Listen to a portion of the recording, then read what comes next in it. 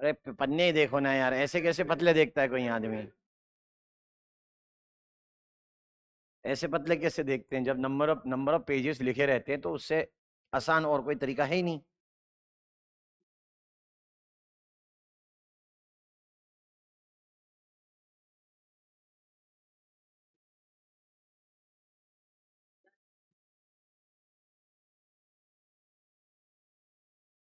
देख भाई, हमने बात करी थी जहां तक भी, अभी उसके आगे की चीजें चलेगी, ये इसकी नहीं है।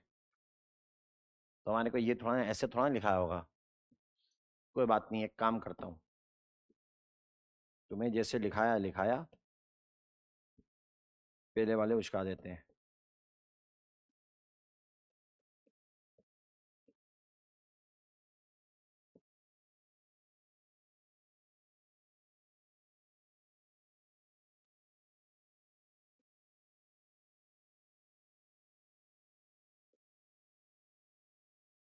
हम्म। तो तुम करोगे भैया, तुम्हारा सिलेबस तो खत्म। भैया अपने को नहीं पता कुछ भी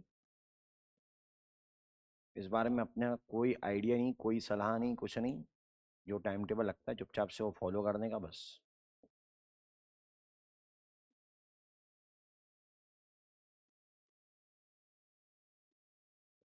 खत्म भी हो जाओ यार।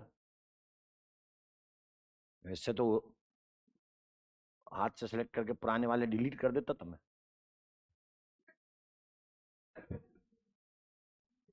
जो नहीं जाने चाहिए थे।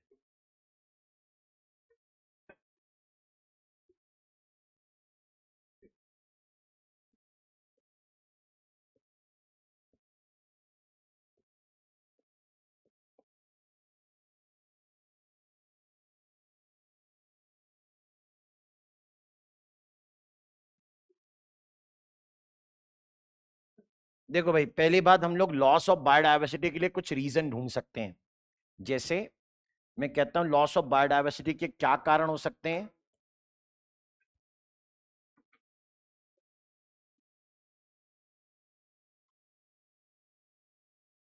तो इसमें अलग अलग कारण हैं। जैसे हम लोग तीन तरीके से इनमें पढ़ सकते हैं। एक नेचुरल रीजन भी है। नेचुरल रीजन का मतलब मैं तो ये कहूंगा कि दो रीजन तो नेचुरली हैं, तीसरे में ह्यूमन आता है। तो हम लोग ये कहते हैं कि दैट जो प्रोबेबल कॉजेज होते हैं, probable reasons for loss of biodiversity,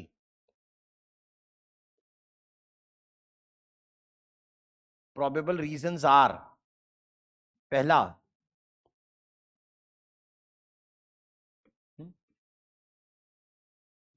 जिसे कहेंगे नेचुरल एक्सटिंक्शन।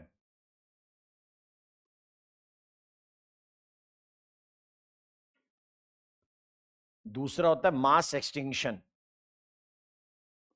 और तीसरा हो जाएगा एंथ्रोपोजेनिक फैक्टर्स।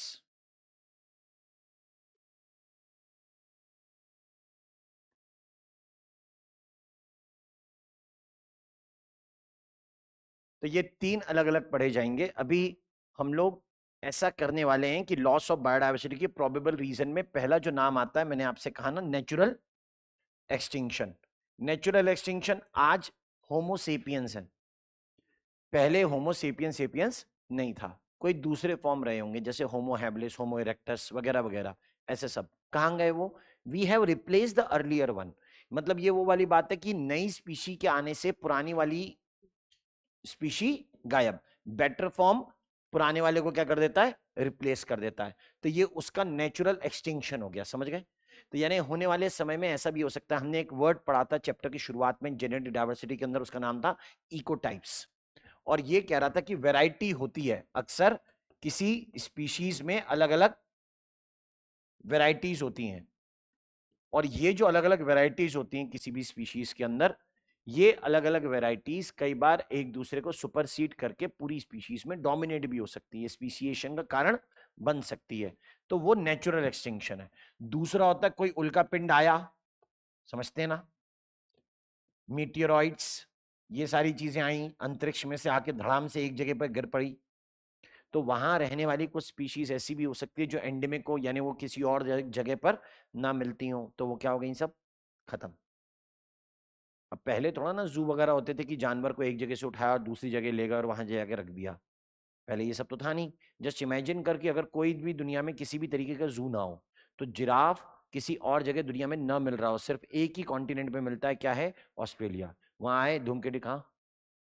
हाँ, सॉरी, जेबरा। तो हम लोग कह रहे हैं कि जेबरा है और पता लगा वहां पे एक बड़ा सा धूमकेतु आके या उल्का पिंड आके धड़ाम से वहां पे गिर पड़ा, सारे जिराफ उसके नीचे रप के मर गए। तो पता लगा पूरी दुनिया में जिराफ कहीं पे, सॉरी, जेबरा कहीं और है ही नहीं। ठीक है, मेरे दिमाग में फोटो भी बार बार किसकी आ रही है? जिराफ की आ रही है, जेबरा की नहीं आ रही। जिराफ की देखकर जिराफ देखा हुआ है ना, इसलिए जेबरा उसको अपन वही नहीं कर पा रहे हैं। हाँ, विजुअलाइज, या ये फिर कहिए कि क्या बोलते हैं, कुछ अपनापन सा नहीं लग पा रहा है।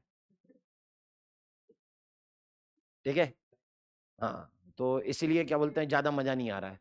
बार बार जिराफ क्योंकि देखा हुआ है, अब वो एग्जाम्पल जो जू का लिए तो जू में ही देखा हुआ है। ठीक है, तो जू में देखा हुआ एग्जाम्पल है जिराफ का, इसलिए बार बार दिमाग में वही आ रहा था। तो हम लोग ये कहते हैं जिब्रा क्या हो जाएगा? एक्सटिंक्ट हो जाएगा। एंडेमिक है, दूसरी जगह पे मिलता नहीं है। It's a common fact. ठीक, तो ये एंडेमिक स्पीशीज जो होती हैं, उस तरीके की चीजें तो शायद किसी भी तरीके से गायब हो सकती थी। उनमें एक नेचुरल एक्सटिंक्शन हो सकता है, दूसरा क्या हो सकता है? Mass extinction. तो जो उल्का पिंड गिरते हैं या ऐसा कुछ हो जाए कि आइस एज आ जाए, जैसे मैमथ वगैरह गायब हो गए थे एकदम से, तो ये सब किसके एग्जाम्पल रहे? मास एक्सटिंक्शन के। जब ग्रेट स्केल पर बायोडाइवर्सिटी लॉस हुआ, खूब सारे ऑर्गेनिज्म इकट्ठे खत्म हुए, तब वो मास एक्सटिंक्शन है। और एक और होता है जिसको हम लोग लिखेंगे एंथ्रोपोजेनिक फैक्टर्स, मतलब ह्यूमन जनरेटेड फैक्टर्स। ये जो हमारे कारण हो रहा है। अच्छा, हम तो कोई काम धीमे करते नहीं, हमें विकास भी तेज चाहिए और विनाश भी तेज हो जाता है। ठीक है, तो एंथ्रोपोजेनिक फैक्टर मतलब जैसे हमने किसी के एक्सटिंक्शन के लिए कोई कॉज क्रिएट किया हो, ओवर एक्सप्लॉइटेशन। मीट के लिए किसी एनिमल को मारना, इतना मारना, इतना मारना, इतना मारना कि खाने वाले उतने नहीं थे कि जितने मरने वाले हो गए। एक दिन वो सब क्या हो गए? गायब। ठीक है, या शौक शौक के लिए शिकार कर रहे हैं, चलो आप क्या करेंगे? शेर मारेंगे। क्यों? शेर सबको मारता है, हम उसको मारेंगे तो क्या कहलाएंगे? बहादुर कहलाएंगे। बस, कोई सेंस है इसमें? चल, मारने के लिए ठीक है, खाने के लिए मारा, समझ में आया। ठीक है, भूख बहुत बड़ी चीज है। ये क्या था? बेमतलब में किसी की को भी जाके गए और ढाए, वो गिर मरा, मान लिया, यूं आ गए। That doesn't make a sense. ठीक है, तो ओवर एक्सप्लॉइटेशन, हंटिंग, ये ऐसी चीजें रही जिसके कारण हमारे कई ऑर्गेनिज्म क्या हो चुके हैं? खत्म। तो वो एंथ्रोपोजेनिक है। खैर, मैं यहां से चालू करता हूं, नेचुरल एक्सटिंक्शन के बारे में पहले बताऊंगा।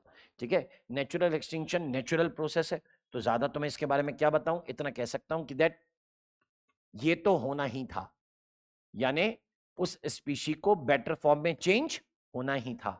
तो पुरानी स्पीशी क्या हो जाएगी? एक्सटिंक्ट। ठीक है, तो यानी आप ये कह सकते हैं replacement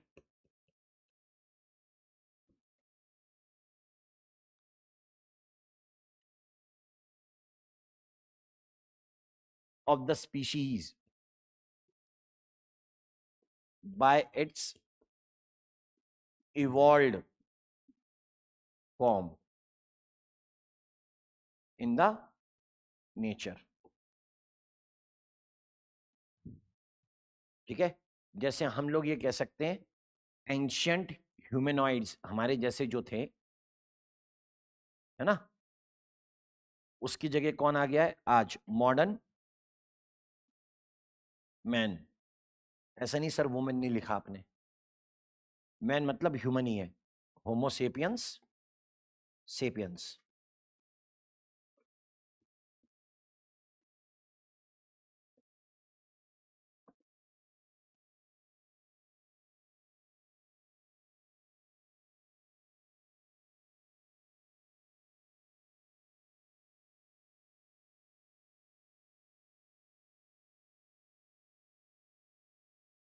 this is it.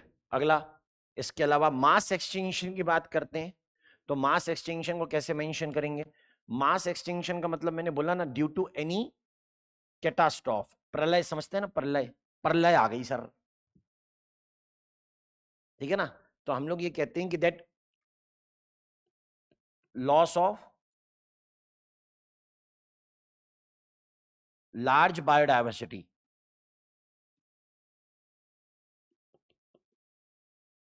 by incidents such as catastrophe। अब बच्चे याद रखते नहीं, ये पता रहता है उनको, राइट, कि ऐसी चीज उन्हें मालूम रहेगी। आज तक ना ऐसे 5 केस हो चुके हैं टिल नाउ, आज तक 5 मास एक्सटिंक्शन नोन है, आज तक 5 मास एक्सटिंक्शन हुए हैं।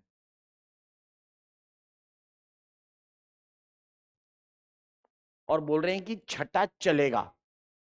ये 5 कब कब हुए हैं, तो उससे अगर मैं पूरा का पूरा उसके बारे में मेंशन भी करूं कि ये 5 कौन से थे, तो हम लोग इसको मेंशन करते हैं। यहाँ पे देखो ये मेंशन था, मैं नहीं लिखना चाह रहा। 65, 210, 245, 260 ऐसे लिखे ना, सॉरी 370 और एक 440। रीसेंट कौन सा होगा इनमें से? 65 मिलियन ईयर्स एगो। ठीक है, सबसे पुराना कौन सा है? 440। तो लिखने के तरीके भी ऐसे ही होते हैं, 440 पे लिखें, 370 पे लिखें, 245 पे लिखें। देख 440, 370, 345, 370 नहीं था, हाँ 370 था, 345, 270, उसी सीक्वेंस में लिखना।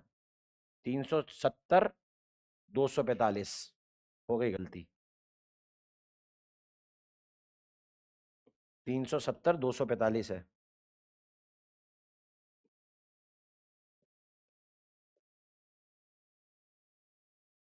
फिर उसके बाद 210 है और फिर 65 मिलियन ईयर्स एगो। लोगों ने कहा सिक्स्थ विल बी ऑनगोइंग, छठा होगा। तो छठा जो होगा ना वो ज्यादा तेज माना जाता है, कारण अब इंसान है, राइट, अब क्या है, इंसान भी है। सिक्स्थ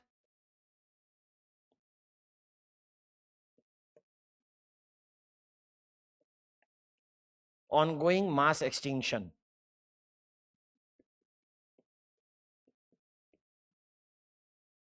1000 टाइम्स फास्टर होगा। कारण बोलते हैं क्या हो सकते हैं?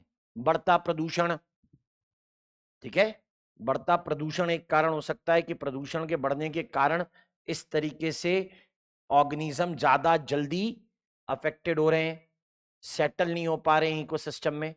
तो ऐसे कारण के वजह से हम लोग मेंशन करते हैं कि ऑर्गेनिज्म को क्या हुआ होगा, एक्सटिंक्शन थोड़ा सा फास्ट करना पड़, फास्ट हो गया उसका। बस मैं रीजन नहीं लिखूंगा, ठीक है, मैं रीजन मेंशन नहीं करूंगा कि that why the sixth ongoing mass extinction is 1000 times faster, हम इसको डिस्कस नहीं करते हैं। इधर एंथ्रोपोजेनिक फैक्टर के बारे में जब बात करें, तो एंथ्रोपोजेनिक फैक्टर के बारे में जब मेंशन करेंगे तो इसमें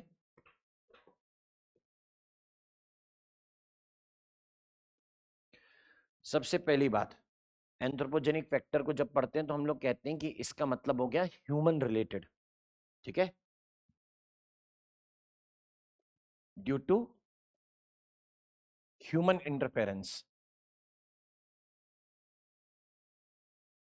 लाइक अति में हम लोगों ने क्या किया हो, पोचिंग, पोचिंग मतलब अवैध शिकार, ठीक है, और दूसरा हम लोग कह सकते हैं ओवर एक्सप्लॉइटेशन,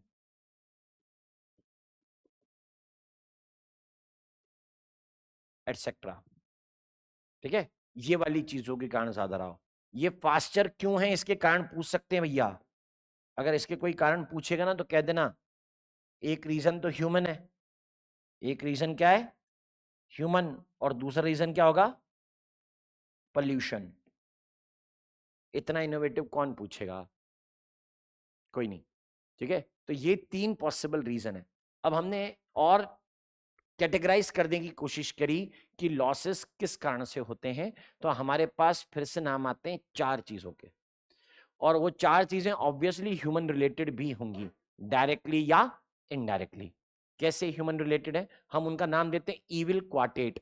इविल मतलब बुराई है, ठीक है, और क्वार्टेट का मतलब होता है 4, ठीक है, जो 4 हो, चौकड़ा, उसको लॉस ऑफ बायोडाइवर्सिटी, और मेंशन करते हैं इसको कैसे, एज इविल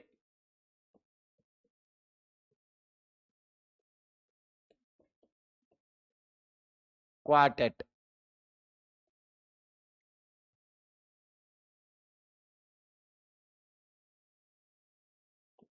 पहला केस लिख रहा हूं इसमें, इविल क्वार्टेट में पहला, पहले का नाम होता है habitat loss and fragmentation.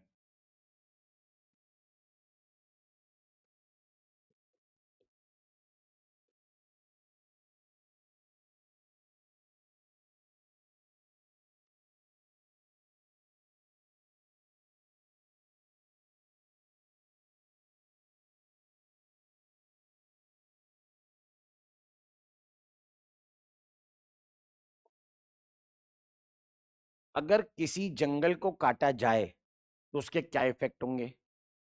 Habitat जंगल हो सकता है किसी भी बायोडायवर्सिटी मतलब लाइफ फॉर्म के लिए, अगर मैं उस जंगल को काटूंगा तो उसके इफेक्ट क्या होंगे। एक, वहां रहने वाले प्लांट का हैबिटाट खत्म होगा, प्लांट के ऊपर रहने वाले और डिपेंडेंट एनिमल्स का भी हैबिटाट के ऊपर असर, मतलब कह सकते हो उनके ऊपर भी इंपैक्ट आएगा। सर एनिमल के तो पैर है, उठ के कहीं चला जाएगा, नहीं जाएगा, जरूरी है जाए। ठीक है, कई बार ऐसा होता नहीं कि हम लोग ये सोचते हैं यार वहां जाएंगे तो पता नहीं क्या हो जाएगा, जाना ठीक नहीं रहेगा, नई जगह है, कैसे जाएं कैसे रहेंगे वगैरह वगैरह, थ्रेट के बारे में सोचा जाता है। तो वो छोटा एनिमल भी सोचेगा, ऐसा तो नहीं कि वहां मुझे खाने को ना मिले, ऐसा तो नहीं कि वहां मेरा प्रीडेटर हो, ज्यादा नंबर में हो, मुझे रहने में क्या आ जाए दिक्कत, क्यों जाऊं। ठीक है, कुछ के अंदर ये हैबिट होती नहीं, कुछ एंडेमिक होते हैं, उन्हें जाना तो बहुत पहले भी तो जा सकते थे, एंडेमिक स्प्रेड भी तो कर सकते थे, नहीं जो स्प्रेड नहीं करता वाइडर एरिया में उसी तो क्या कहते हैं एंडेमिक। एंडेमिक तो मरेंगे ही, ऊपर से जो नॉन माइग्रेटरी हैं वो भी मर जाएंगे। तो इन्हें आप कहते हो कि इट्स अ ग्रेटर लॉस। अब कैसे होता है ऐसे, जैसे मान लो दो पहाड़ों के बीच में नदी निकल रही थी, वहां पे डिसाइड किया गया कि अब बांध बनाएंगे, बिजली बनेगी, ये हुआ ऐसा वैसा, बांध बनने का काम चालू हुआ, पानी रुकता गया, डूब का क्षेत्र बढ़ता गया, जैसे जैसे बढ़ेगा जंगल डूबेगा, चिड़िया के घोंसले गए, पेड़ों के ऊपर रहने वाले कीड़े गए, जमीन पर रहने वाले रेप्टाइल जो उन कीड़ों को खाते थे वो ऑटोमेटिकली खत्म। तो ये हैबिटाट लॉस हो गया। अच्छा सोचो, इससे इस रास्ते से होकर कौन जाते होंगे, एलिफेंट जाते थे पहले, पहले नदी सक्रिय रही होगी, उसको क्रॉस करना उनको कोई दिक्कत नहीं थी। अब जब वहां पानी बढ़ गया, एक इतना बड़ा पुल बन गया, इतना गहरा पुल बन गया कि हाथी उधर से आया और रुक गया, बोला यार मैं यहाँ से 15 साल पहले निकला था, तब तो यहाँ पे ऐसा कुछ भी नहीं था। हाँ, हाथी की मेमोरी जितना बड़ा सर उतनी बढ़िया मेमोरी है उसकी भाई, वो ऐसा करते हैं। अब वो आके रुक गए हैं, वो देख रहे हैं कि यहाँ से हम कैसे जाएंगे। अब यहाँ आजू बाजू में डैम बना है, उसमें किसी ने ठेका ले लिया मछली मारने का, वो भाई साहब उसने वहां पे गोदाम बना दिया, मकान बना लिया, 4 लेबर रहने लग गई, हाथी वहां आएंगे उनको तहस नहस कर देंगे, बोले हाथी हमारे घर आ गए। अरे तुम हाथी के रास्ते में गए हो भाई। ठीक है, तो एक कॉरिडोर होता है, एलिफेंट का क्या होता है, एक कॉरिडोर जिसमें वो मूव करते हैं, और वो सालों बाद उसके ऊपर वापस लौट सकते हैं। अब हमने इस बारे में सोचा ही नहीं, वो जब लौट कर आया तो भैया 10 साल 15 साल में बहुत बदलाव होता है। ठीक है, तो ये जो चीज होती है ये इस तरीके की चीजों को बता रही है कि ऑर्गेनिज्म के ऊपर किस तरीके का इफेक्ट पड़ता है। अब उसको यही लगेगा कि यार हमारे आगे की खाने की जगह तो क्या हो गई, खत्म। अब वो वापस उसी जगह पे लौटेंगे जिधर से आए हैं, जब वो उस जगह पे लौटेंगे तो उस क्षेत्र के ऊपर दबाव बढ़ेगा, डिस्टर्बेंस होना तो तय है, कुछ नहीं कर सकते उसके लिए। ठीक है, क्लियर। तो ये भी हो सकता है, ये ऐसी समस्याएं जो है ना, ये हैबिटाट लॉस एंड फ्रेगमेंटेशन सबसे ज्यादा डायवर्सिटी लॉस के लिए यही एक अकेला रिस्पॉन्सिबल है। ठीक है, मेजर लॉस इसी के कारण हुआ है।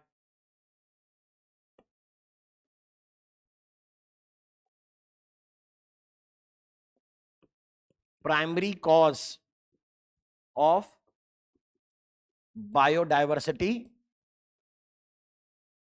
Loss,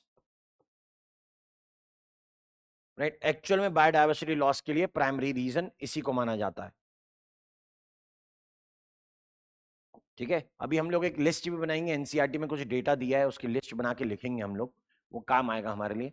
primary cause of biodiversity loss हमने इसी को माना है, हैबिटाट लॉस एंड फ्रेगमेंटेशन को। जब वो इसके बारे में ये बात कहते हैं कि दैट इसके कारण क्या चीजें होने वाली है, मतलब दैट इसके कारण होगा ये चीज, it reduces area for food search, obviously, और कॉजेस नीचे ओवरलैपिंग, तो कंपटीशन बढ़ सकता है ना, क्योंकि निश को ओवरलैप ना हो इसलिए तो उन्होंने चीजें कुछ बदली थी, मतलब अब जगह ही नहीं बची, अब रिसोर्स ही नहीं बचे, तो अब भूल जा अपने बीच में कोई समझौता हुआ था रिसोर्स पार्टीशनिंग नाम का। बोले नहीं, तुम्हारे पुरखों ने और हमारे पुरखों ने बैठ के बात की थी, बोले भाड़ में जाए, जो अब रहे नहीं उनकी बातों का मोल नहीं। आज की स्थिति देखिए, पलट गए सब, नतीजा आपके सामने, तबाही। हाँ, वो टाइगर, लेपर्ड, लायन और लेपर्ड। नहीं, लेपर्ड बोलेगा मैं, फिर वही बात, ये क्यों बोल रहा है कि लायन चूहे को मारेगा, तो ये बोलना कि लेपर्ड भी भैंसे के ऊपर अटैक करेगा। तो पहले देखो दिक्कत ये थी कि सर वो उसको छोटे एनिमल क्यों मिले हैं, अब बोल रहा है लॉयन किसको मारेगा, छोटे एनिमल को। ये नहीं बोल सकता कि लेपर्ड अपनी उन्नति देखना चाहेगा, ये बोलना है। ठीक है, तो हम लोग ये कहते हैं कि दैट अगर इस तरीके का कुछ एग्जांपल हुआ, मेजर इफेक्ट किसके ऊपर आएगा, major effect on large animals, elephant के जैसे एग्जांपल बताया ना मैंने,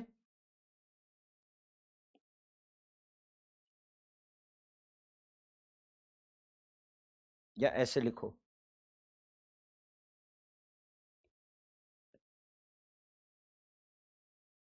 mammals and birds requiring large areas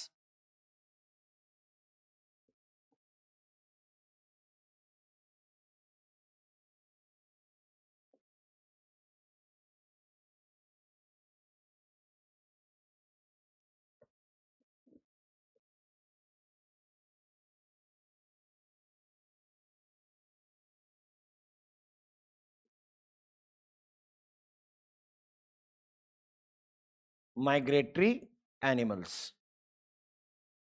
major effect किसके ऊपर है और प्राइमरी कॉज है ये दोनों बातें याद रखिए, primary cause, major effect on. ये तो अपनी जगह, इसके कुछ एग्जाम्पल बताते हैं। एक एग्जाम्पल है, उसको कहते हैं हीथ हेन। ठीक है, अरे ये बस बहुत समय, नाम से नहीं समझ में आ रहा क्या होगा। जंगली मुर्गी देखी है तुमने,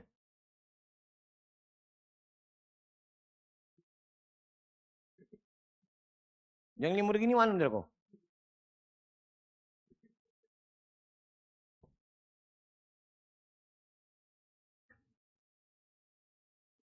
एक आधी सी चल, ये है ना,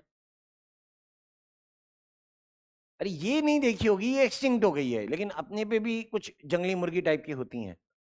ठीक है, नहीं नहीं नहीं नहीं, एक्चुअली जंगली मुर्गी मतलब जंगल में जो मिलते हैं उसके इस तरीके के कुछ बर्ड हैं। ठीक है, फाउल्स जिन्हें माना जाता है ना, उनकी मैं बात कर रहा हूं। ठीक है, तो फ्लाइट बहुत ज्यादा ऊंची नहीं होती, तो अभी भी एमपी में उसका शिकार करना बैन है। ठीक है, उसका शिकार करना बैन है, नहीं होता है। अगर बाई चांस हुआ और धरे गए, शिकारी शिकार हो जाएगा। ठीक है, तो ये ही थैन है। ठीक है, दिस इज डिफरेंट, ये वो वाली चीज नहीं है, लेकिन ये समझें कि क्या बोलते हैं, जंगली मुर्गी इसी तरीके का एक एग्जाम्पल है, उसके ऊपर भी ये इंपैक्ट आए हैं। अब ये जो मैं कह रहा हूं ना, ज्यादा उड़ नहीं सकते, दूर तक जा नहीं सकते, तो ये जंगल तक ही सीमित रहेंगे ना, कहां जाएंगे। इनके साथ ऑब्वियसली इस तरीके की चीज है। एक एग्जाम्पल अभी घट रहा है, कैसा कि रिसेंट में अमेजन के एक बड़े क्षेत्र को साफ किया गया है। ठीक है, an example of habitat loss बता रहा हूं, an example of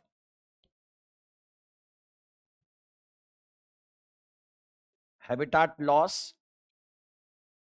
and fragmentation. जैसे पिछली क्लास में हम लोगों ने पढ़ा था कि अमेजन में बहुत ज्यादा डाइवर्सिटी होती है, बस दिखा दिया रंग, बोला इतनी डाइवर्सिटी का क्या करेंगे, हमसे पच नहीं रही है, आओ कम करें। तो उन्होंने क्या करा, अमेजन फॉरेस्ट के एक बड़े हिस्से की कटिंग करनी चालू कर दी है। अमेजन फॉरेस्ट का क्या हो रहा है, डिस्ट्रक्शन, किस कारण से, for a planting soybean crop, कि सोयाबीन उगाएंगे, और दूसरा वो बोल रहे हैं कि हम लोग जानवरों के लिए पास्चर लैंड बनाएंगे।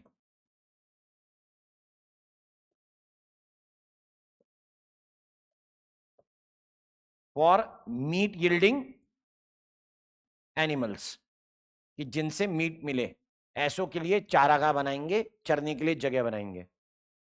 ऑब्जेक्टिव देखिए बहुत माइनर है, अपने केवल ह्यूमन के लिए सोचा गया है। ये नहीं सोचा गया है कि इकोसिस्टम पर क्या इफेक्ट आएगा, ठीक है। सिर्फ ये सोचा कि इन्हीं को चारा मिले। वो बेचारे जो आराम से चर रहे थे उस जंगल के अंदर, उनकी क्या गलती थी? जो रह रहे थे उनकी क्या गलती थी? खैर, जो भी हो, अपने को सब्जेक्ट पूरा करना है, अपने को इस बारे में सोचने की जरूरत नहीं है, इसके लिए बड़े लोग बैठे हैं। heath hen is lost due to habitat loss। चलो ये एक एग्जांपल, फर्स्ट हो गया ये। दूसरा मेजर रीजन बताते हैं, सेकेंडरी रीजन जो हुआ इसके बाद जो रीजन आता है उसे बोलते हैं invasion of alien species.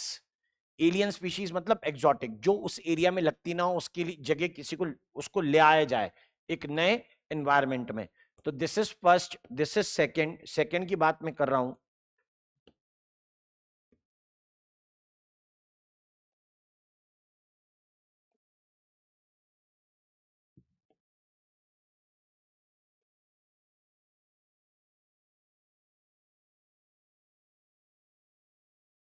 Invasion of alien species.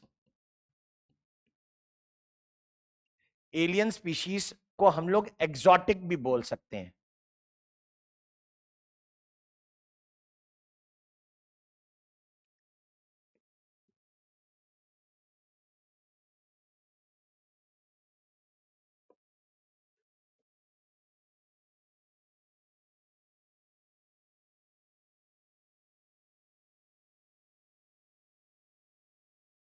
exotic species may become threat to indigenous species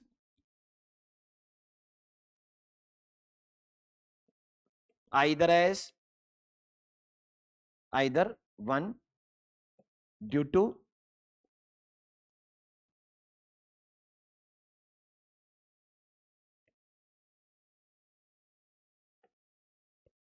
a better competitor, कि बाहर वाले जो थे वो बेटर कॉम्पिटिटर निकले, एक। दूसरा इन्वेजिव यानी स्प्रेड,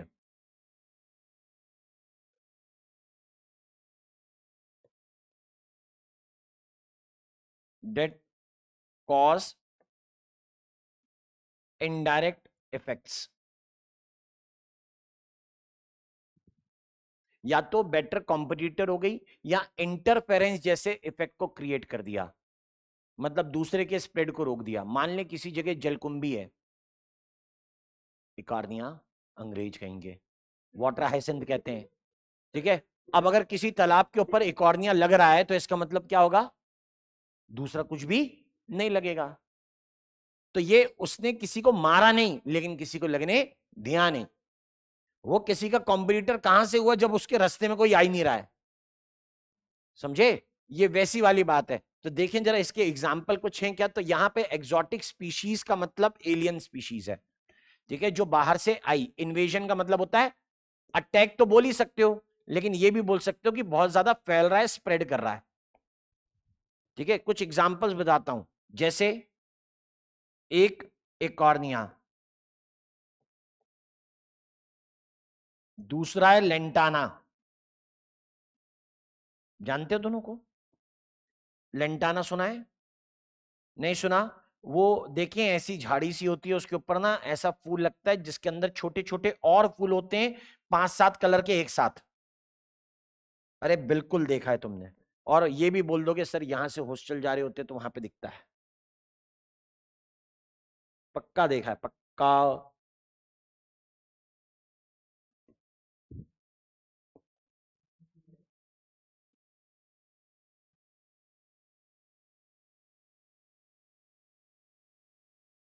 नहीं देखा बोलो, इतने इतने से।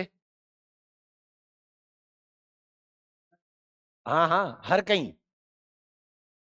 अब है ऑर्नामेंटल, सजावटी पौधा है, लेकिन फैल ऐसे रहे जैसे कोई खरपतवार फैलती है। समस्या हो गई ना फिर। ठीक है, यानी आप इसको कंट्रोल नहीं कर पा रहे हैं। ये वैसे एग्जाम्पल है। ठीक है, genus of about 150 species, perennial flowering plant, verbena family, native to tropical regions of America and Africa, but exist as introduced species in numerous area. Introduced Pacific region, south and north eastern part of India. Right, ऐसा कुछ। इतना सब क्यों पढ़े हम लोग, रहने दो, लीव। एकॉर्निया लेंटाना काय के लिए? Introduce for aesthetic value. Aesthetic मतलब सुंदर दिख रहा है ऐसा। Introduce for aesthetic values in India, but become a terrible weed. अब हमारे लिए एक मुसीबत है, हर अनवांटेड प्लांट को हम लोग क्या कह सकते हैं? वीड। ये हो गया एक। ठीक है, क्लियर। याद रखिएगा काय के लिए इंट्रोड्यूस हुआ है? एस्थेटिक। लाया गया है, गलती से नहीं आया है, इसको लाया है। ठीक है, इसलिए लिख रहा हूं इंट्रोड्यूस्ड। ठीक है, clear. Introduce for aesthetic values.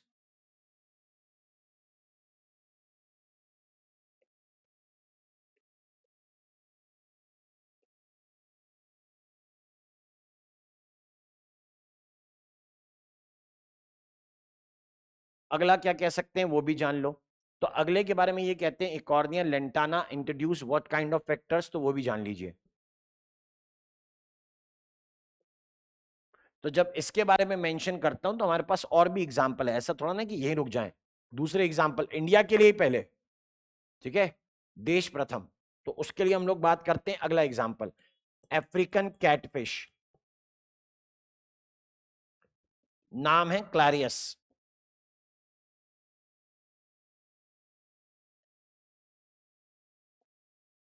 Spelling यही होनी चाहिए।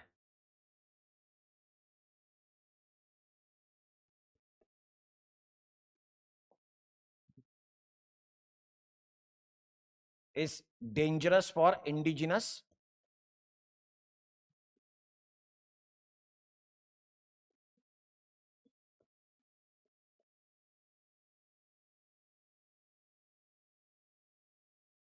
Fishes in Indian river. अब इसे बैन किया जा चुका है कि भैया इसकी ग्रोथ फास्टर होती है, इसलिए इसको लाया गया कि जल्दी बड़ी हो जाएगी, पैसा ही पैसा होगा इसे बेचेंगे तो। फिर जब समझ में आया कि ये बहुत ज्यादा ये अननेसेसरी इंट्रोड्यूस हुई, ये इलीगल इंट्रोडक्शन था।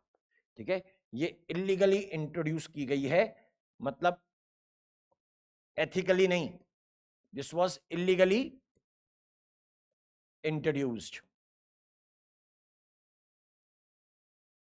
रुको और एक नाम बताते हैं। अब गलती से जो इंट्रोड्यूस हो गया उसका नाम गाजर घास, पार्थेनियम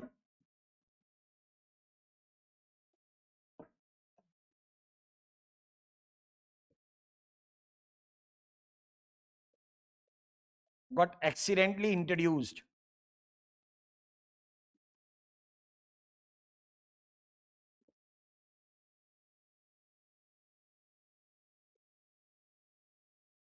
with wheat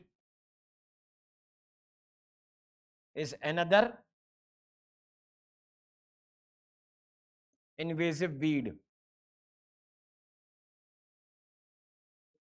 एक एग्जाम्पल दिया हम लोगों को ईस्ट अफ्रीकन लेक का।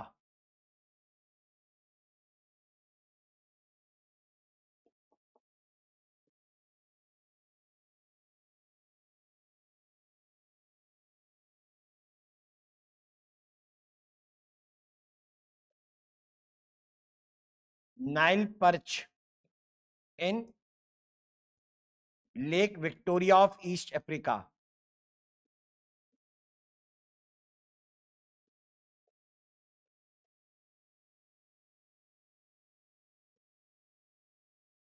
cause extinction of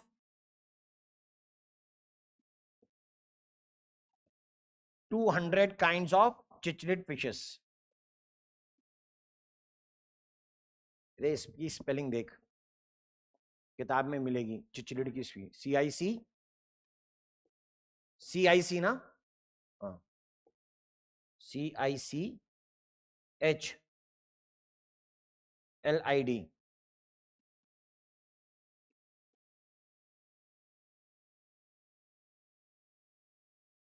तो ये भी एक एग्जाम्पल है। ये सब इन्वेजन ऑफ एलियन स्पीशी के कारण है। हम ये जानेंगे, this is second major reason of, this is second major reason of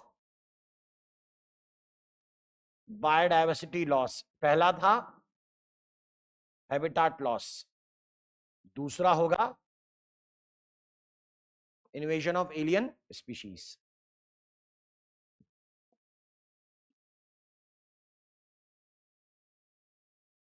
बाकी एग्जाम्पल देखो, दो और हैं।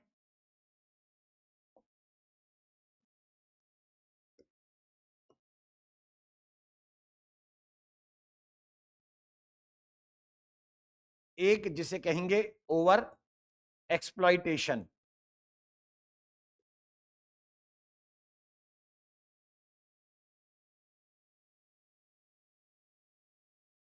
और दूसरा जिसे हम लोग कहेंगे को एक्सटिंक्शन, साथ में खत्म।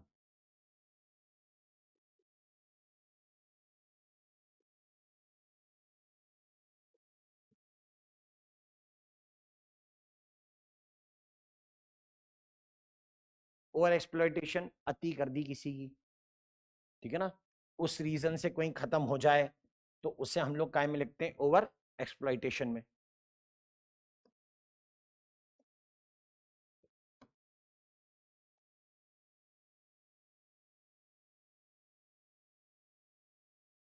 एक्सेसिव यूज या एक्सप्लॉइटेशन ऑफ द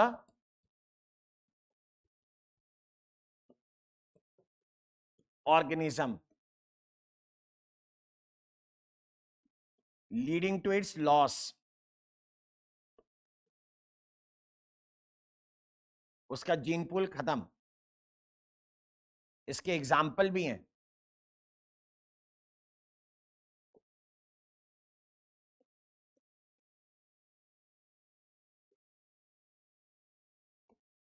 एक एग्जाम्पल है डोडो, एक है स्टीलर सी काव, एक है पैसेंजर पीजन।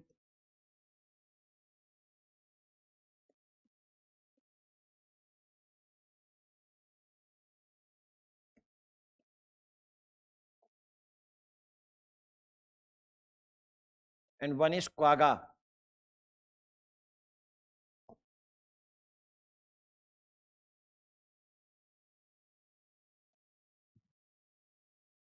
डोडो फ्रॉम मॉरिशस,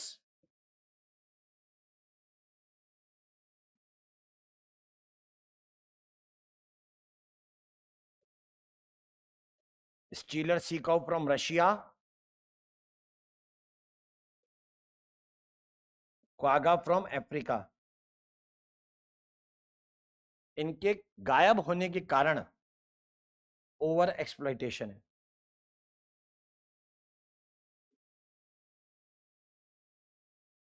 ये सब ओवर एक्सप्लॉइटेशन के कारण खत्म हुए।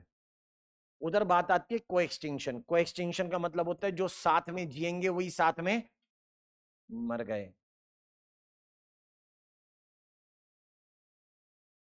दोज को एग्जिस्टेड,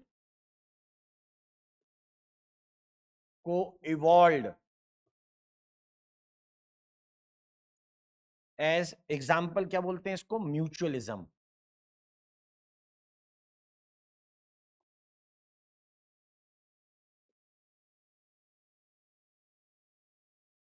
लाइक पॉलिनेटिंग इंसेक्ट,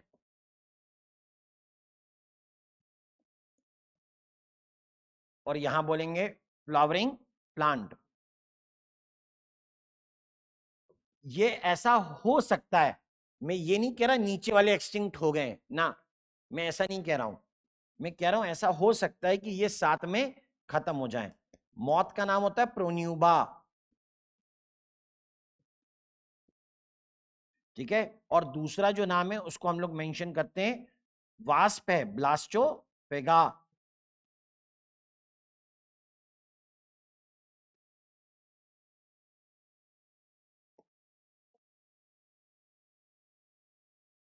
यक्का के साथ एसोसिएशन है और इसका है पिग, फाइकस के साथ में, अंजी टाइप के प्लांट्स।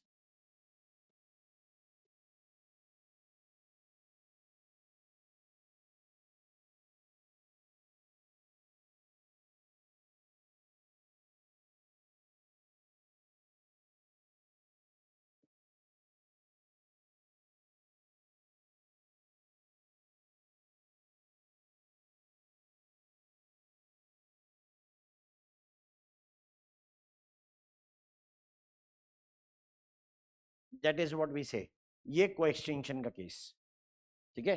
तो ये हमारे पास एग्जाम्पल थे 4, यानी इविल क्वार्टेट के, 4 बुराइयां जिसके कारण बायोडाइवर्सिटी का लॉस हो रहा है, ठीक है, मान लिया।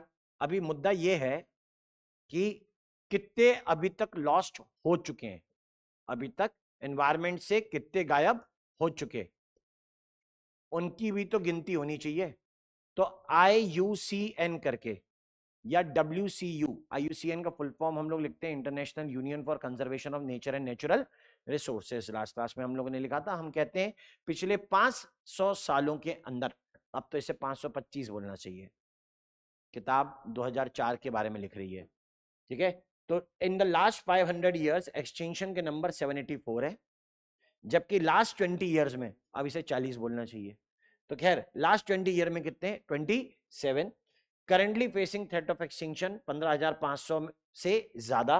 Presently facing threat of extinction 12% of all birds, 23% of all mammals, 31% of all gymnosperm, 32% of all amphibians।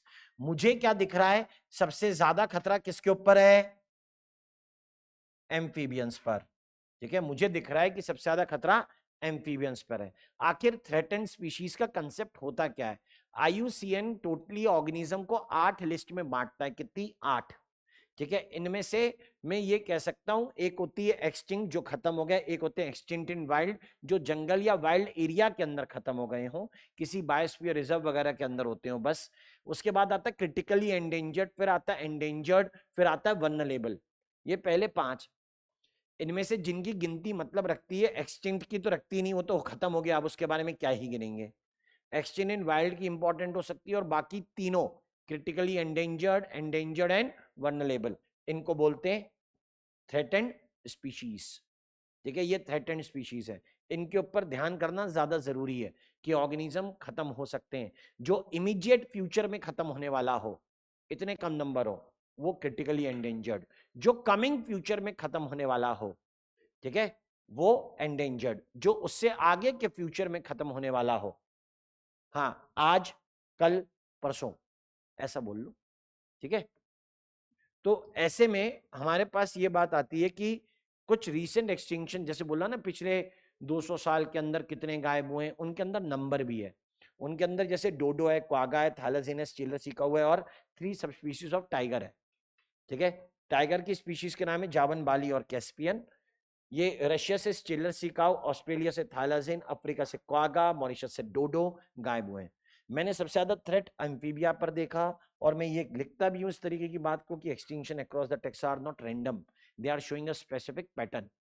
Extinction कुछ पैटर्न शो कर रहा है कि ज्यादातर थ्रेट जो है वो किसके ऊपर है, एम्फीबिया के ऊपर है। अब ये तुम सोचो क्यों, ठीक है, ऐसा तुम्हें सोचना चाहिए कि एम्फीबियन पर ज्यादा थ्रेट क्यों आएगा, क्या लगता है तुम्हें।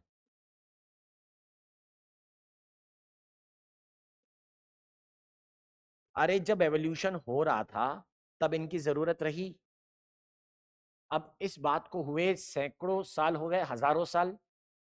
जब लाइफ जमीन पर आ रही थी पानी से निकल के, तब इनकी जरूरत थी, निकल कर आ गई ना, मैमल एव्स तक हवा में भी पहुंच गई है। अब एज पर नेचर एम्फीबियन का इंपॉर्टेंस बचा ही नहीं है। ठीक है, तो ये वही वाली बात है ना, नेचुरल एक्सटिंक्शन वाली, कि धीरे धीरे वो क्या हो जाएंगे, खत्म।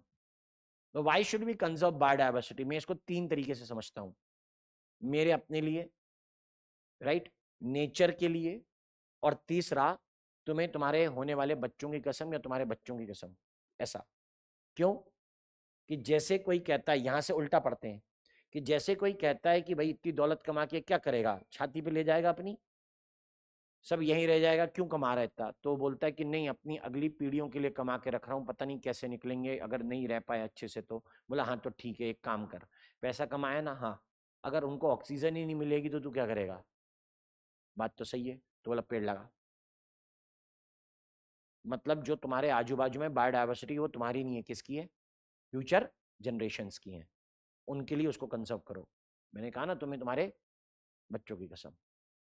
ठीक है, दूसरा, इकोसिस्टम के हिसाब से सोचो, कि जैसे हम लोगों ने पढ़ा था ना पॉल एलरिच के हिसाब से, कि हर स्पीशीज का इंपॉर्टेंस होता है, तो तुमने किसी एक को हटाया, बैलेंस बिगड़ेगा।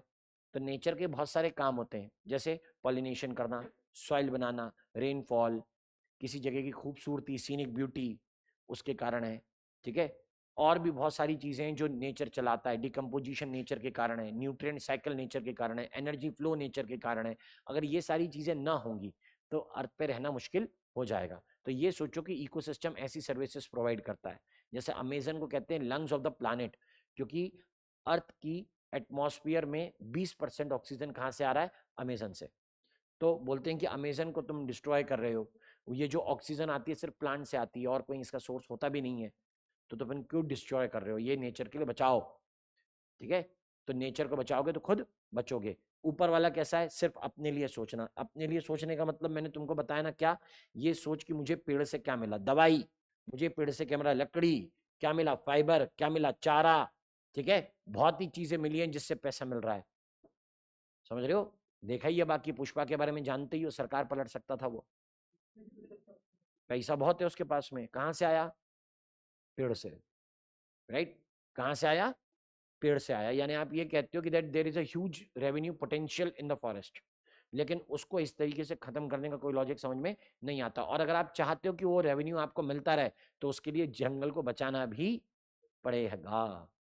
ठीक है, ऐसा नहीं कि आप सीधे उनको केवल काटते रहिए, खत्म करते रहिए ना, इट डजंट मीन, उसका कोई फायदा नहीं है। तो नैरो यूटिलिटेरियन का मतलब क्या होता है वो सुन, वो कहते हैं कि मेडिसिनल इंपॉर्टेंस, तो 25% of medicine sold in the market comes from plants.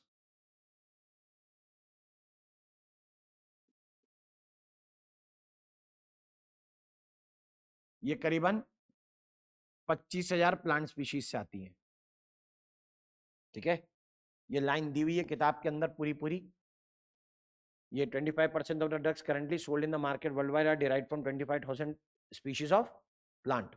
ठीक है, ओके, तो इसका मतलब तुम्हें इतने 25,000 को बचाना पड़ेगा ना। तुम्हें उससे कंस्ट्रक्शन का मटेरियल मिला, तुम्हें उससे खाना मिला, फायरवुड मिला, फाइबर मिला, इंडस्ट्रियल प्रोडक्ट मिले जैसे टैनिन, रेजिन, ठीक है, गम्स वगैरह, ये सब जो मिलती हैं वो सब कहाँ से आती है? प्लांट से। तो इसलिए हम लोग उनको बचा लें तो ज्यादा अच्छा है अपने। ठीक है, नैरो यूटिलिटेरियन किसे कह रहे हैं?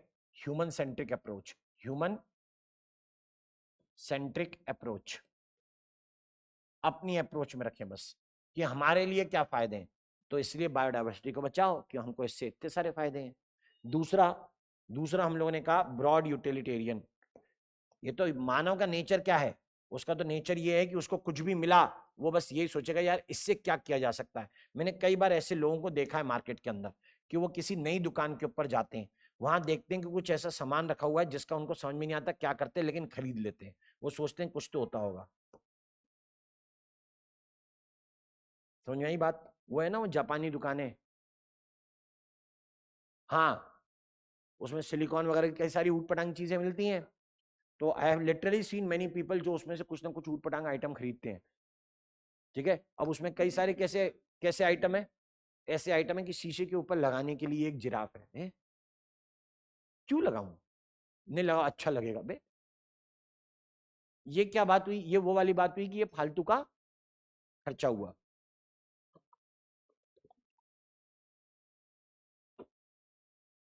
ये ऐसा है कि हमें समझ में नहीं आया, हमने चीज बनाई कंपनी वाले ने, उन्हें समझ में नहीं आया कि इसका क्या करना है, बन तो गई, बिक तो रही नहीं है, बोला ऐसा करो इसका यूज बदल दो,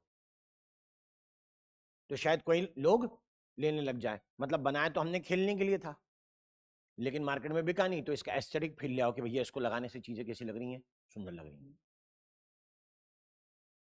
चेंज तुरंत, इसे कहते हैं प्रोस्पेक्ट्स ढूंढना। आपने प्रोडक्ट लॉन्च किया, बोले ये प्रोडक्ट क्यों बिकेगा मार्केट में? अरे सर बेचने वाला होना चाहिए, अभी देखो बेच के दिखाता हूं। बायो प्रोस्पेक्टिंग, कि मैं उसका क्या कर सकता हूं। ऐसी सड़क पे जा रहा हूं, मेरे को कोई चीज मिली, अब मैं उसको उठा के देख रहा हूं, मैं सोच रहा हूं उसको बजा के देखता हूं, यार ये लोहा तो है नहीं, उसे गिरा के देखता हूँ, वो वैसे भी साउंड नहीं कर रहा है जैसे स्टील करता है। अब मैं सोच रहा हूँ ये है क्या, और भारी लग रहा है, जैसे सोना छोटा सा पीस हो लेकिन भारी लगता है। अरे यार ये है क्या यार, चमक भी रहा है, कहीं ये चांदी तो नहीं है गंदा हो गया हो इसलिए ऐसा लग रहा हो, या कोई और टुकड़ा तो नहीं है कि आकाश से आके टपका हो, उल्का पिंड का टुकड़ा हो, थोरियम मोरियम तो नहीं है, कुछ भी हो सकता है। तो मतलब देखते से ही अपने दिमाग में क्या होता है कि इसका क्या किया जा सकता है ना। अब जैसे मार्केट से कई सारे लोग क्या नया फ्रूट खरीद के ले आते हैं, मार्केट में नया फ्रूट आया, उसने बोला सर ये है, तो उसको पूछते हैं भाई ये खाने में खट्टा तो नहीं होगा? नहीं नहीं नहीं, खट्टा नहीं होता, बढ़िया होता है। वो ऐसे बोल रहा है जैसे उसने खुद खा के देखा है। वो छोटी छोटी रास्पबेरी आती, रसबेरी आती ऑरेंज कलर की। कल के सामने मेरी कॉलोनी के अंदर का सीन है, ठीक है। वो पूछती हैं सामने से भैया से, सब्जी वाले से, रोज आता है वो अल्टरनेट डे पे एक दिन छोड़ के, तो पूछती है ये खाने में खट्टी सी तो नहीं होती? नहीं नहीं मीठी होती हैं। मैं उसको यूं देख रहा, मैंने कहा तूने खुद खाई थी?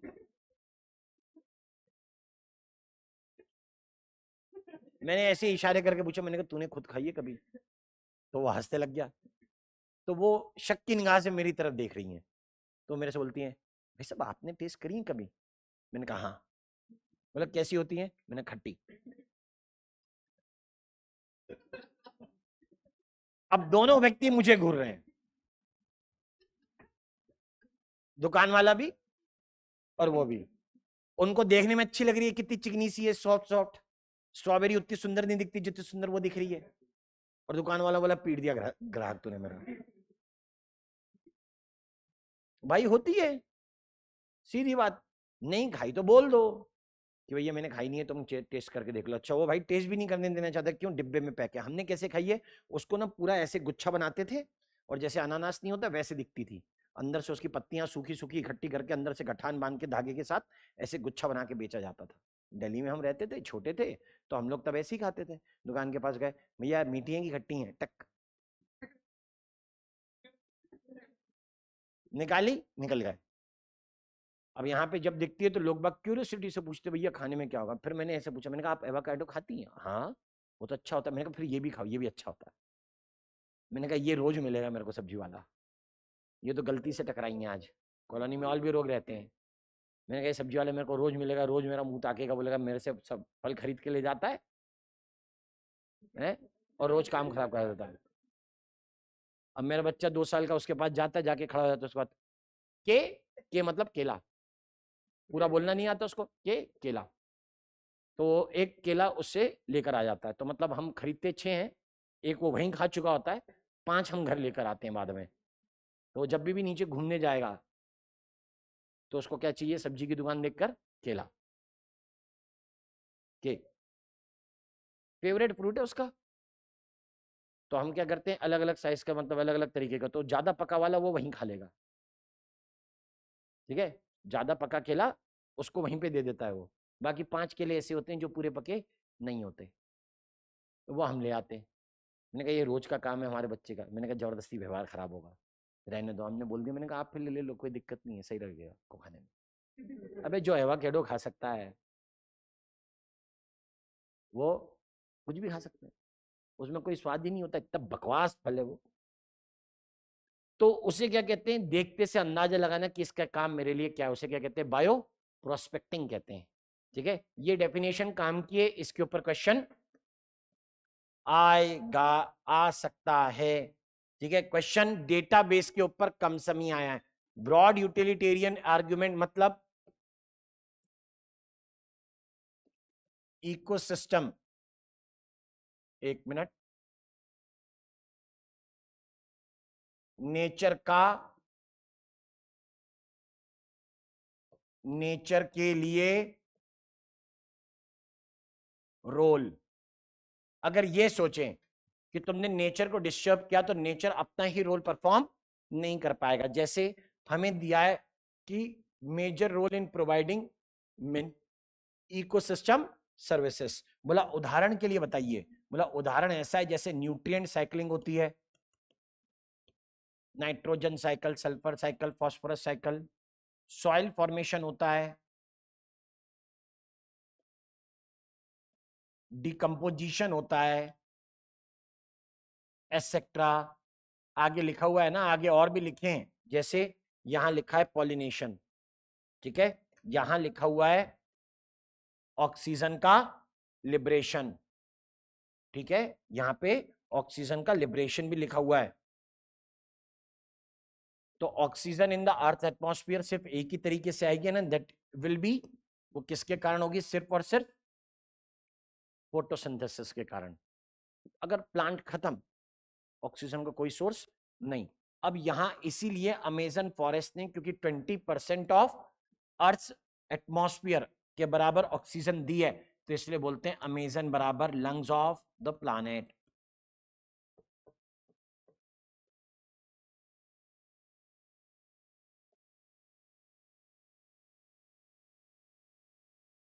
Next, there are other intangible benefits that we derive from the nature, the aesthetic pleasure. Okay, कुछ चीजें देखने में बहुत अच्छी लगी, ये भी हम लोग कायम रख सकते हैं नेचर के इंपॉर्टेंस में, कि मन बहल जाएगा, ऐसी जगह घूम कर आए, थोड़ा शांति हो, बर्ड के चहचहाने की आवाज होती हो, ठीक है, मोर की आवाज हो रही हो, ये वो ऐसा वैसा, उसके लिए हम लोगों को डाइवर्सिटी चाहिए। This is what they are stating. और इधर बात आती है कौन सी, एथिकल आर्गुमेंट। मैंने कहा, क्या कहा, अपनी जनरेशन के लिए सब बचाइए, आने वाली जनरेशन के लिए, ठीक है, आने वाली जनरेशन के लिए सब बचाया जाए, ऐसा इनका कहना है। It is therefore our moral duty to care for their well-being and pass on our biological legacy in good order to the future generation. मैंने कहा ना, तुम्हें तुम्हारे बच्चों की कसम, ठीक है, तब जाके ये वाली बात हो पाएगी, राइट। तो ये एथिकल आर्ग्यूमेंट है। अब आता है कंजर्व करने कैसे हैं। मतलब दो तरीके हैं, एक होता है इन सीटू और एक होता है एक्स सीटू। जब अपनी जगह पर रहकर कंजर्व करें तो उसे क्या कहेंगे, इन सीटू। और जब हैबिटाट से बाहर निकाल के कंजर्व किया जाए तो उसे क्या कहते हैं, ex situ.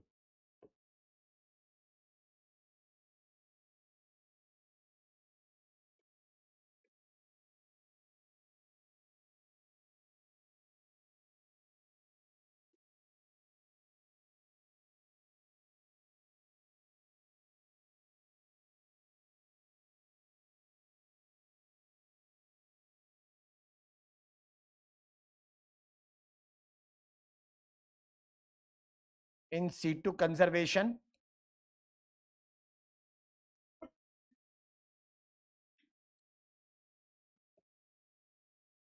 X situ conservation.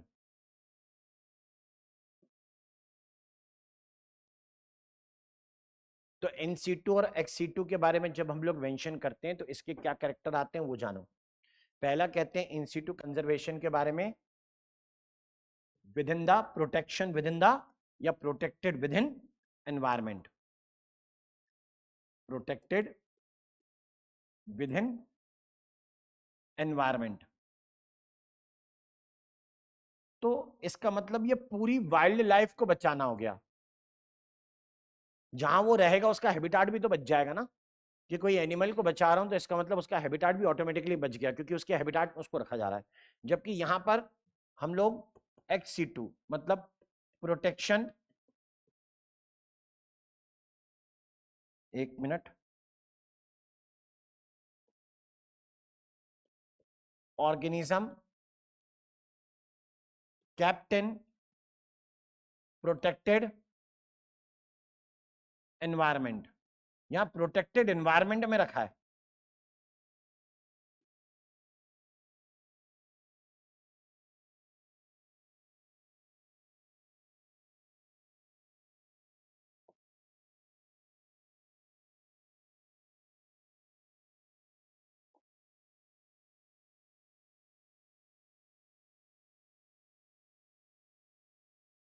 Okay अगर ऐसा कुछ है, इस तरीके से हम लोग डिफाइन कर रहे हैं इसे, तो हम लोग कहते हैं भाई प्रोटेक्टेड एनवायरनमेंट में तुमने ऑर्गेनिज्म को तो रखा ठीक है, लेकिन इसके एग्जाम्पल, दोनों के एग्जाम्पल क्या क्या हैं? तो इसके एग्जाम्पल में सबसे पहले नाम आता है, मैं लिखूंगा उसको सेक्रेड ग्रूव्स। एक मिनट, हॉटस्पॉट लिखो। एक आता है हॉटस्पॉट्स, दूसरा लिखूंगा मैं सेक्रेड ग्रूव्स। अब अगला लिखूंगा, नाम है बायोस्फीयर रिजर्व।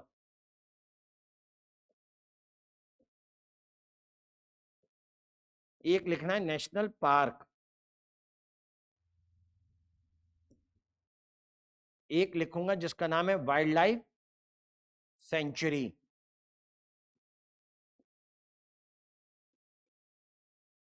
और इधर जो नाम आते हैं एक्सिटू कंजर्वेशन में, उसमें मैं लिखता हूं सबसे पहले क्रायो प्रिजर्वेशन, मतलब ठंडे टेम्परेचर के अंदर स्टोर करना। किसको? Cryo preservation for. एक नाम लिख सकता हूं उसमें सीड बैंक, सीड के नाम पे रख लिया किसी को। दूसरा उसके गैमीट स्टोर कर लिए, ताकि फ्यूचर में हम उसे इस्तेमाल करके ऑर्गेनिज्म को जनरेट कर पाएं। ओके, तो ये हो गए दो। नेक्स्ट, अगला,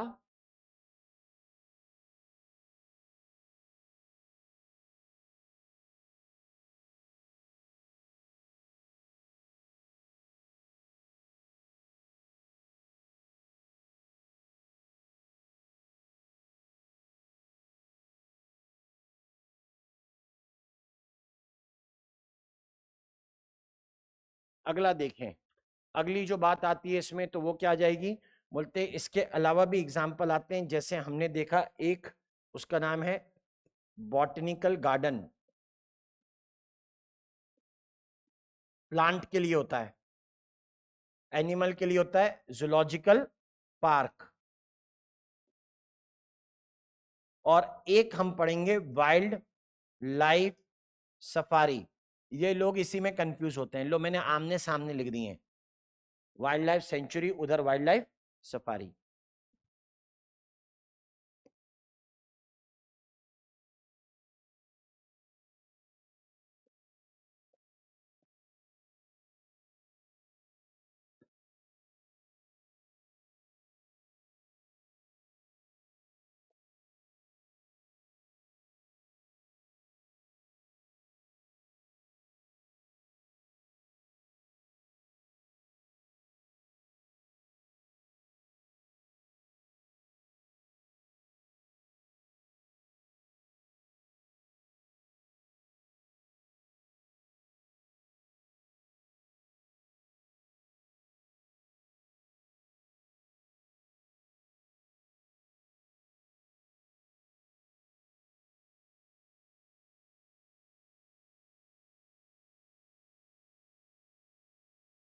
right, these are the things, ऐसी सब चीजें जिसको हम लोग मेंशन करते हैं।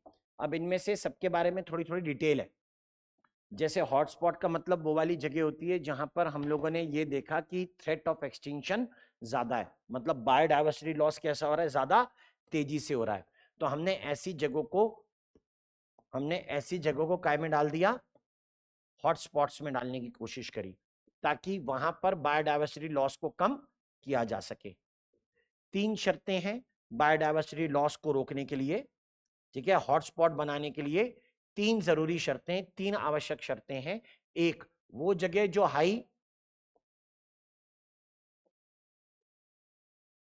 हाई स्पीशीज रिचनेस वाली हो। नंबर दूसरा, जहां पर एंडेमिज्म ज्यादा हो, ऐसी स्पीशीज जो दूसरी जगह पे नहीं मिलती। एक्सेलरेटेड हैबिटाट लॉस, या इसको दूसरी तरीके से लिखूंगा तो बोलूंगा थ्रेट, डिग्री ऑफ थ्रेट, यहां पे कितना ज्यादा खतरा है बायोडाइवर्सिटी लॉस का, उस बेसिस पे किसी जगह को हॉटस्पॉट बोलते हैं। ठीक है, अभी प्रेजेंट में बोला जाता है। क्लियर? नॉर्मन मेयर्स का कंसेप्ट है, नॉर्मन मेयर्स करके थे, उसने बताया 34 हॉटस्पॉट्स हैं टोटल।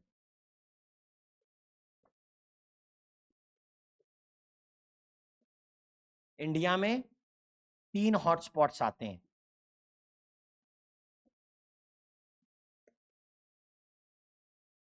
हॉटस्पॉट्स इन वर्ल्ड, पूरे वर्ल्ड में जो हॉटस्पॉट्स हैं, सिर्फ 2% टोटल एरिया ऑफ अर्थ है, जमीन का केवल, सॉरी जमीन नहीं, पूरी अर्थ का टोटल एरिया ऑफ अर्थ है, but capable of reducing loss by 30%। Biodiversity loss को 30% तक कम कर सकते हैं अगर स्ट्रिक्टली फॉलो किया जाए तो। इंडिया के 3 बायोडाइवर्सिटी हॉटस्पॉट्स में से एक आता है जिसे हम लोग कहते हैं इंडो बर्मा यानी नॉर्थ ईस्टर्न एरिया, हिमालय आता है जो तिब्बत के साथ में लगेगा, और एक आता है वेस्टर्न घाट जो केरला से लेकर नीचे कहां तक पहुंच गया है, श्रीलंका तक। क्लियर? ऐसे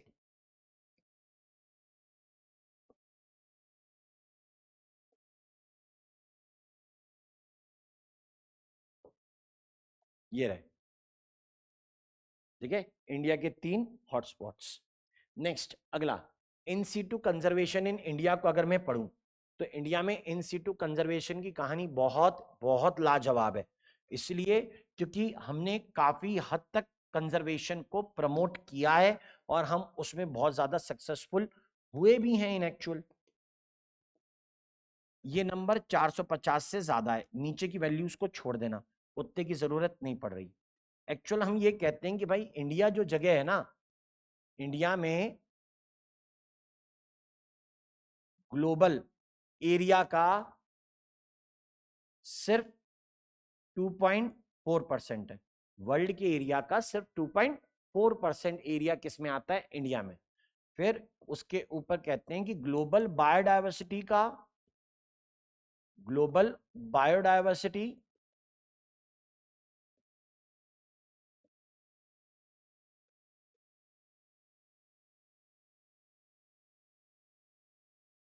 8.1% है। Now this is a bigger percent, मतलब ये सोचो कि वर्ल्ड की बायोडायवर्सिटी का 8.1% हिस्सा हमारे पास, जबकि लैंड का केवल 2.4। तो इसलिए ये एक ग्रेट अचीवमेंट है हमारे लिए। हमको इसके लिए कुछ वैल्यूज एनसीईआरटी में दी हुई हैं, ठीक है, पूरी बायोडायवर्सिटी यहां नहीं, शुरू में दिया हुआ है जहां पर लिखा हुआ है कि एस्टिमेशन है ना जहां पे, तो वहां पर ये बातें लिखी हुई हैं कि एंजियोस्पर्म की 2 लाख स्पीशी या 1 लाख स्पीशी होनी चाहिए, कुछ इस तरीके तो भी बातें हैं। एंड आई बिलीव कि ऐसी चीजें नहीं आनी चाहिए, ठीक है, मैं लेस इंपॉर्टेंस दे रहा हूं, that doesn't means a sense, कोई लेना देना है नहीं, ये छोड़ देना बेटा, इतने रीसेंट वैल्यू हम लोगों को नहीं चाहिए। एनसीईआरटी में जहां तक के लिए वहीं तक के पढ़ेंगे, उससे आगे नहीं। बात आती है बायोस्फीयर रिजर्व की।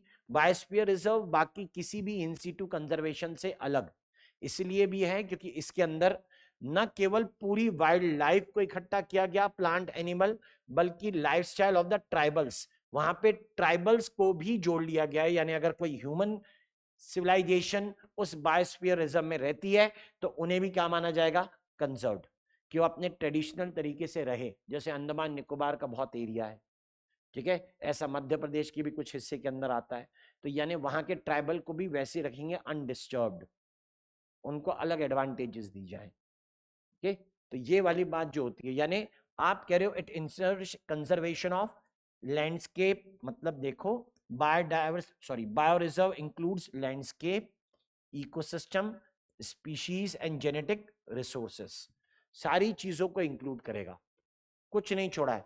नेशनल पार्क में लिविंग ऑर्गेनिजम्स तो होंगे, प्लांट्स तो होंगे, नदी तो होगी, लेकिन ट्राइबल नहीं होते, ठीक है। और वाइल्ड लाइफ सेंचुरी में एनिमल ओरिएंटेड या कहिए वाइल्ड लाइफ ओरिएंटेड है, उसके रिसोर्स ओरिएंटेड जरूरी नहीं है, ठीक है।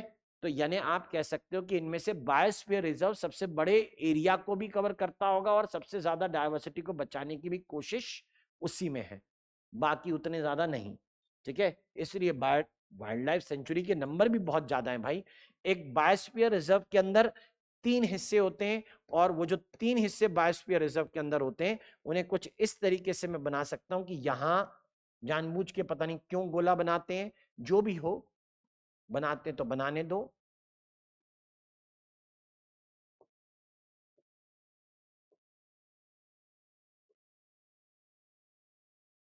दिस इज फर्स्ट, ये पहला गोला,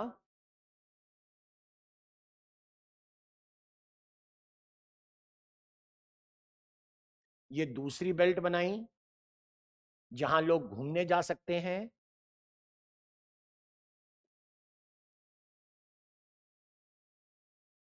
तीसरी बेल्ट बनाते हैं जहां पर इंटरफेरेंस अलाउड नहीं है, that place is called as core. इस प्लेस को हम लोग क्या कहते हैं? कोर कहते हैं। ठीक है, सबका अपना इंपॉर्टेंस है। ये कोर कहलाएगा, ये कहलाएगा बफर, और इससे बाहर कहलाएगा जिसे हम लोग कहते हैं ट्रांजिशन।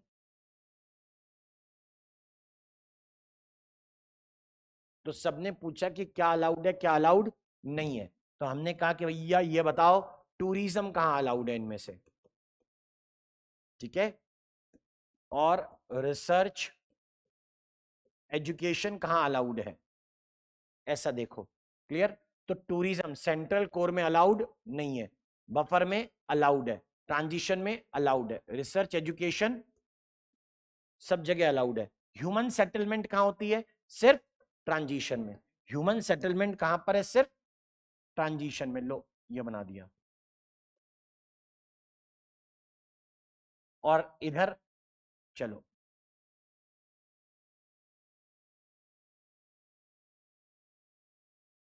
अरे सफारी रे,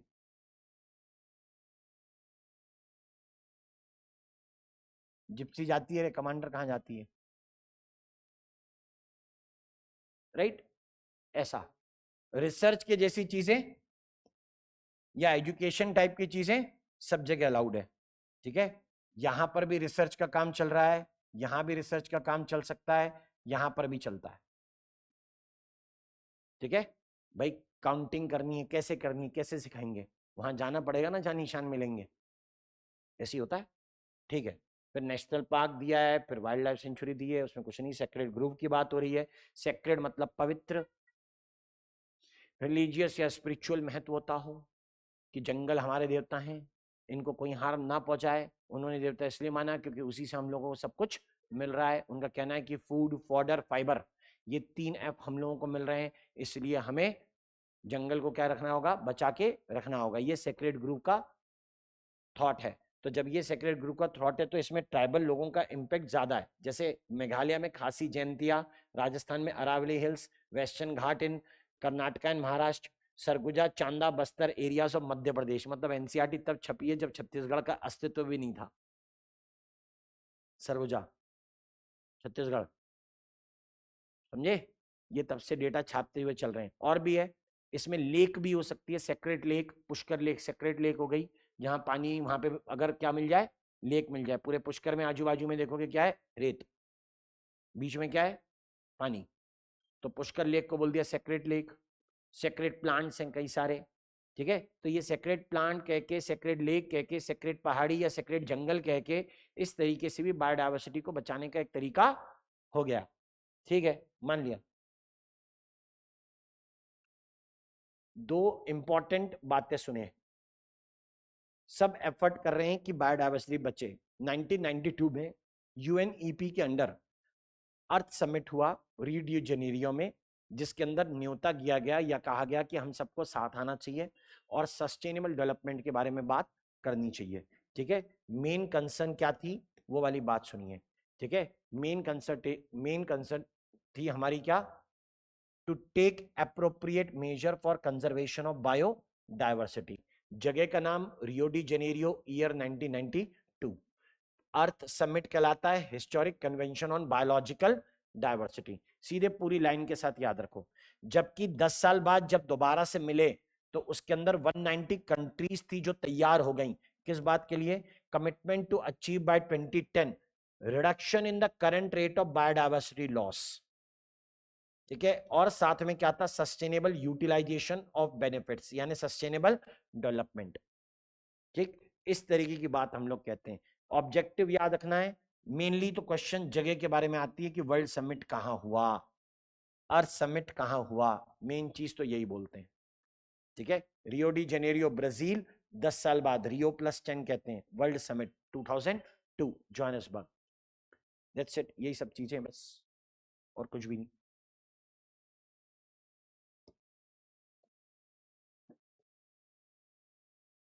कहाँ जा रहे हो तुम?